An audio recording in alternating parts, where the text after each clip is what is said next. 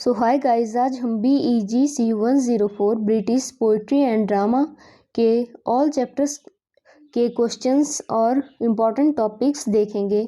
So block 1 unit 1 से start करते हैं। यूनिट 1 में जो इम्पॉर्टेंट है वो है 1.8 a view of the wife of baths prologue. और जो यूनिट 2 से टॉपिक्स हैं वो यूनिट 1 के मुकाबले ज़्यादा इम्पोर्टेंस हैं, जिनमें से 2.3 dramatic nature of the wife of baths prologue, और इसकी जो सब टॉपिक्स हैं आगे वो भी आप पढ़ सकते हो। उसके बाद 2.4 the wife of baths prologue from point of view of form, और उसके आगे सब टॉपिक्स हैं उन्हें भी आप पढ़ लो। उसके बाद 2.5, उसके बाद 2.6, जिसमें से 2.6.3 एल्सन एंड जेंकिंस ज़्यादा इम्पॉर्टेंट है, और उसके बाद 2.6.4 भी इम्पॉर्टेंट है, human realism and the world. उसके बाद देखते हैं यूनिट 3। यूनिट 3 में से आपका जो 3.2 का सब टॉपिक्स हैं 3.2.2 रेनेसेंस एंड उसके बाद 3.2.3 रिफॉर्मेशंस, और उसके बाद जो 3.3 के 3.3.2 है ट्यूडर पोइट्री। ये इम्पॉर्टेंट टॉपिक्स हैं, और जो क्वेश्चंस दिए गए हैं लास्ट में सभी इम्पॉर्टेंट है। What do you understand by renaissance, in which specific country did it emerge and why. उसके बाद discuss Tudor poetry taking note of the various shifts that occurred with in it, and which poetic form did white introduce in England, and उसके बाद what do you understand by reformation. ये सभी questions important है, आप इनको पढ़ के जाना। उसके बाद जो यूनिट 4 है उसमें से 4.3 द सोनेट फॉर्म, एंड जो ज़्यादा इम्पॉर्टेंट है वो है 4.4 courtly love sonnet, 4.5 Spenserian stanza. उसके बाद 4.6 ए नोट ऑन एमेरोटी, ये बहुत ज़्यादा इम्पॉर्टेंट है। और जो आगे 4.7, 4.8, 4.9 ये सारे सोनेट्स दिए गए हैं। इनमें से आपको कोई भी एक छोटा सा 4-5 लाइन का पैराग्राफ दिया गया होगा और उसके ऊपर आपको आगे एक्सप्लेनेशन देनी पड़ेगी। सो इनको भी आप पक्का पढ़ के जाना। सो इसी के साथ हमारा ब्लॉक 1 ख़त्म होता है। उसके बाद ब्लॉक 2 हम देखते हैं। यूनिट 1 से स्टार्ट करते हैं। यूनिट 1 में सिर्फ 1.4 a view of Shakespeare's work को आप देख लेना। उसके बाद जो यूनिट 2 है उसमें से 2.5 सोनेट 18, 2.6 सोनेट 55 एंड 2.7 सोनेट 65। ये तीनों बहुत ज़्यादा इम्पोर्टेंट है, इनको आप अच्छे से तैयार करके जाना, क्योंकि इनमें से भी आपको 4-5 लाइंस दी गई होंगी और आपको उसके लिए बताना पड़ेगा कि ये इनमें क्या है, तो इसको आप अच्छे से पढ़ के जाना। उसके बाद यूनिट 3 से हम देखेंगे 3.3 मेटाफिजिकल पोइट्री, जिसमें से ये first point 3.3.1 Cavalier poets important है। उसके बाद 3.4 मेटाफिजिकल पोइट्स एंड जो जॉन डन के बारे में आप जान सकते हो।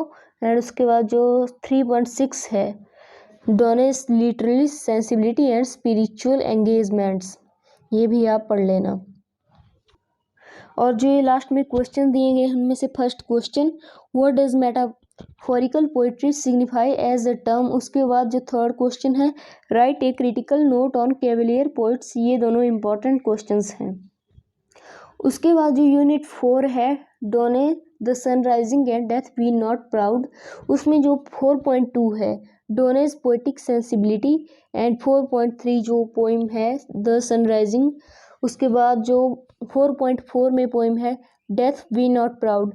ये तीनों बहुत ज़्यादा इम्पॉर्टेंट है और इसमें से मैक्सिमम टाइम क्वेश्चंस आने की संभावना है, सो इसे पढ़ के ज़रूर जाना।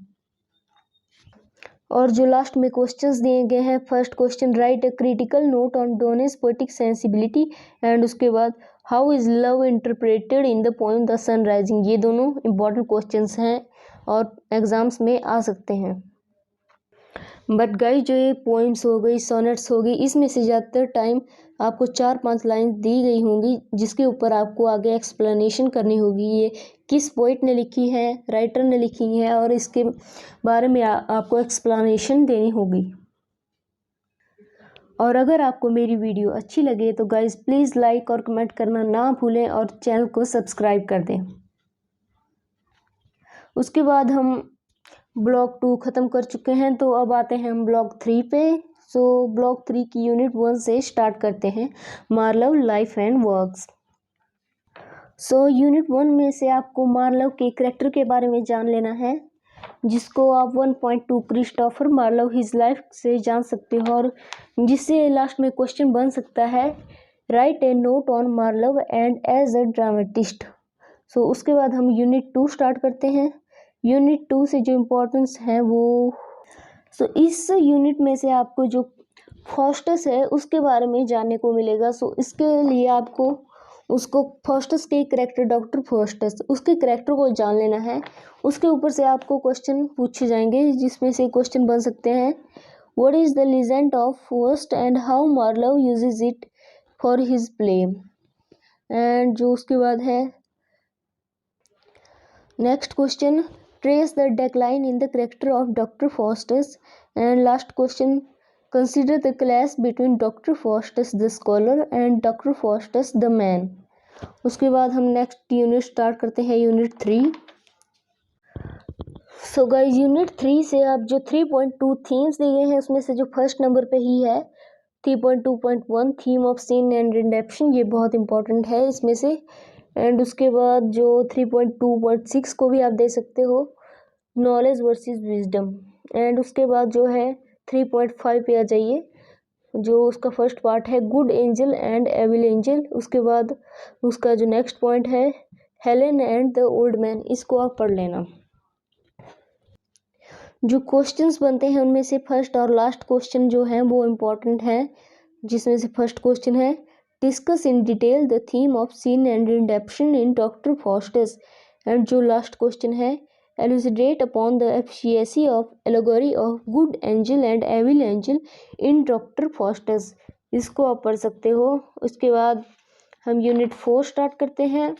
सो इसमें जो मोस्ट इम्पॉर्टेंट है वो है 4.3 आयरनी इन डॉक्टर फास्टस। उसके बाद जो 4.4 है वो भी इम्पॉर्टेंट है, the ending of the play. उसके बाद जो 4.6 ड्रॉबैक्स ऑफ द प्ले, इनको आप पढ़ के जाना, ये इम्पॉर्टेंट है। और जो क्वेश्चंस दिए गए हैं उनमें से जो इम्पोर्टेंट है वो है how far do you feel convinced by the ending of the play, does Doctor Faustus deserve to be damped.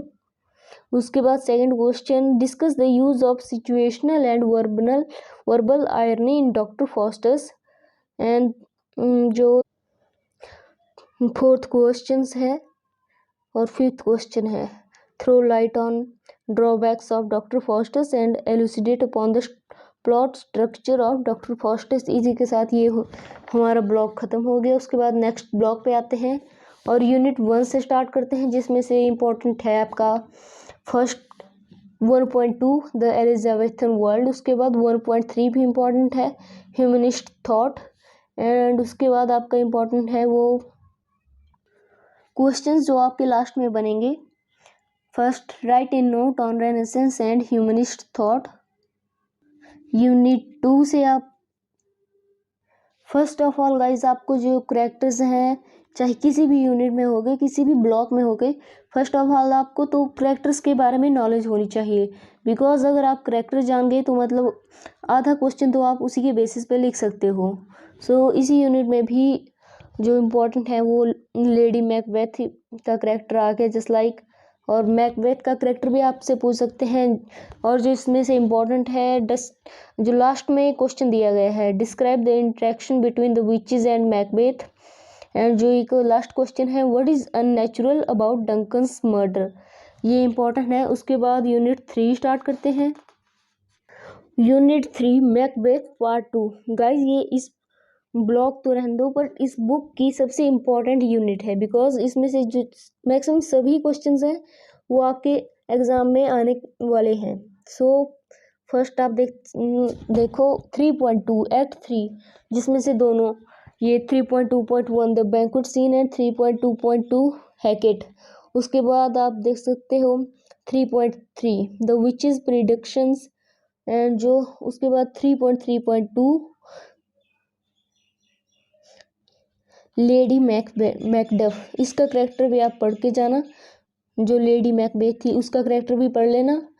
And उसके बाद जो है वो act 5 the sleepwalking scene and the tragic end, इनको आप ज़रूर पढ़ के जाना, क्योंकि ये मतलब ज़्यादातर क्वेश्चन से इस वाली यूनिट से आने के चांसेस हैं।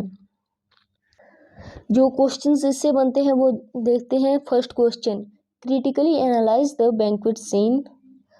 उसके बाद, what are the implications of Lady Macbeth sleep walking and what do the witches predict about Macbeth's future. अब यूनिट 4 हम स्टार्ट करते हैं। जो यूनिट 4 में से एक 4.4 आप पढ़ सकते हो, मैक्सिस्ट अप्रोच टू मैकबेथ, एंड जो 4.6 है द विचेस इन मैकबेथ, और जो 4.7 भी आ सकता है इंग्लैंड एंड स्कॉटलैंड। और जो इसमें क्वेश्चंस दिए गए हैं उसमें से second question, critically analyse Lady Macbeth as the fourth witch, and fifth question, analyse Macbeth from the point of view of Marxism. And guys, जो ये वाली आपकी यूनिट्स या फिर ब्लॉक ही कह सकते हैं, इसमें से जो इम्पोर्टेंट है वो मतलब आप मैकबेथ का करेक्टर, लेडी मैकबेथ, इन सब के करेक्टर्स जान लो। एंड उसके बाद जो विचेस हैं उनकी प्रिडिक्शन, ये इम्पोर्टेंट है। इनमें से इसके रिलेटेड मतलब क्वेश्चंस आ सकते हैं आपको एग्ज़ाम्स में।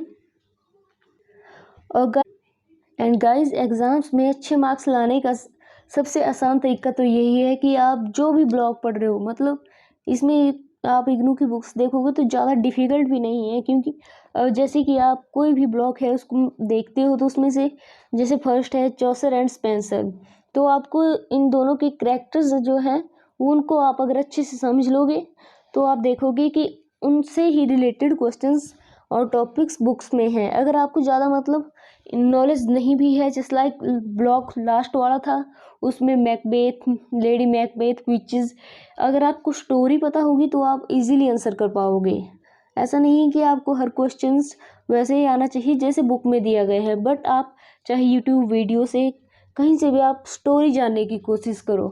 अगर आपने स्टोरी समझ ली कि इसमें क्या है एग्जैक्टली, तो आपको इजीली हो जाएगा हर चीज़, आप इजीली आंसर कर पाओगे। और सबसे अच्छी बात तो ये है कि फर्स्ट ऑफ ऑल इग्नू में मतलब जैसे कि आपको क्वेश्चंस होते हैं प्रोवाइड, जैसे 8 क्वेश्चंस हैं तो उनमें से आपको 3 क्वेश्चन करने हैं, तो आपके पास ऑप्शंस बहुत ज़्यादा हो जाते हैं। ऐसा नहीं कि आपके पास ऑप्शन नहीं है। आप अगर मान लो आपने कोई चैप्टर, कोई यूनिट रह भी गई, तो अगर आपने बाकी यूनिट्स अच्छे से कवर करी होंगी तो आप उनसे रिलेटेड आप एग्ज़ाम में लिख सकते हो, जो क्वेश्चंस उनसे रिलेटेड आया होगा। ऐसा नहीं कि हाँ मुझे ये यूनिट छूट गई तो अब मैं क्या करूँ, नहीं, आप उनसे भी लिख सकते हो जो आपने अच्छे से तैयार की होगी। बस आप एक बार स्टोरी जान लो और आंसर लिख दो। एंड गाइस, सबसे ज़्यादा इम्पोर्टेंट ये बात है, जस्ट लाइक एग्ज़ाम में मान लो 26 पेजेस हैं तो आपको एक पैटर्न बनाना होता है कि जस्ट लाइक जो शुरू के 2 क्वेश्चंस लिखने हैं, आपको 4 क्वेश्चन लिखने हैं मान लो, तो शुरू में हमेशा छोटे आते हैं, जैसे कि मतलब 8 क्वेश्चंस आ गए, उनमें से 4 लिखने हैं, तो अब शुरू के क्वेश्चंस हैं जो उनको आप 2-2 पेज या उससे भी कम में कर दो, मतलब 8 पेजेस तक वो 4 के 4 क्वेश्चन या 9 पेजेस ज़्यादा से ज़्यादा, उनमें आप उसको निपटा दो। उसके बाद जो अगले 2 क्वेश्चंस होते हैं उसमें से 6 ऑप्शंस होते हैं एंड आपको 2 करने होते हैं, तो आप ऐसा करो कि जो 2 क्वेश्चंस हैं उनको आप 3-3 पेज में डिवाइड कर दो, 3 एक के 3 दूसरे के। एंड जो लास्ट में आपको बचते हैं 8 क्वेश्चंस आपको ऑप्शनल होते हैं एंड जिनमें से आपको 3 करने होते हैं, तो आपके पास पेज काफ़ी बच जाते हैं। अगर आपको चाहे उनको 3 पेजेस में करो या 4 पेजेस में, जितनी मतलब आप फर्स्ट ऑफ ऑल तो टाइम के हिसाब से करो हर काम। ऐसा नहीं कि जो आप फर्स्ट सेक्शन करने लगे उसी में आपने अपना टाइम वेस्ट कर दिया, नहीं, आप पहले टाइम के हिसाब से देख लो कि मैं इतनी देर लगा रहा हूँ, तो हाँ मुझे अगले में कितना टाइम करना चाहिए, कितने पेजेस भरने चाहिए, उसी के हिसाब से आप फर्स्ट ऑफ ऑल तो टाइम का कर लो। और जो आपके जो प्रीवियस ईयर क्वेश्चन पेपर्स हैं उनको भी आप चेक करके जाना। मतलब ऐसा होता है जस्ट लाइक अब एग्ज़ाम्स होंगे इस साल के, तो आप जो इससे पिछले साल हैं, ये जो 6 मंथ गैप में जो पेपर हुए हैं उनमें से बहुत कम चांसेस होते हैं कि क्वेश्चन आए, बट जो 1 साल पहले या 2 साल पहले क्वेश्चंस हुए हैं उनमें से क्वेश्चंस आने की संभावना है। सो आप ट्रिक से काम करो। जस्ट लाइक आपने देख ली कि जो 1, 2, 3 साल के क्वेश्चंस हैं कि इनमें ये आ रहा है, तो आपको पता है कि पिछले साल ये आ गया, तो मुझे इससे रिलेटेड जो नेक्स्ट टॉपिक है या पिछला टॉपिक है वो आ सकता है, तो आप उसे पढ़ो। और जो मैंने मैक्सिमम टाइम देखा है कि जो हम अगला पिछला पढ़ते हैं उसे छोड़ के वो आ जाता है एग्ज़ाम में। और अगर गाइज आपने पढ़ा होगा वो, तो आप इजीली कर पाओगे। और जो जैसे कि पोइम होगी, सोनेट्स होगी, या मतलब जो भी हो गया, उसके पोइट्स के, राइटर्स, इन सभी के बारे में भी आप जान लो, थोड़ी थोड़ी नॉलेज सभी की ले लो, आप इजीली अटेम्प्ट कर पाओगे अपने क्वेश्चंस को। बिकॉज आधा तो आप उसी के, मतलब जैसे कि कोई क्वेश्चन आ गया, जस्ट लाइक आ गया जो विचेस प्रिडिक्शन थी, पहले तो आप लिख सकते हो कि जो स्टोरी में हुआ क्या था, कौन क्या कर रहा था। मतलब अगर आपको थोड़ी थोड़ी नॉलेज भी होगी तो भी आप क्वेश्चन इजीली बना सकते हो, अगर आपको एग्जैक्टली ना भी आए। So okay guys.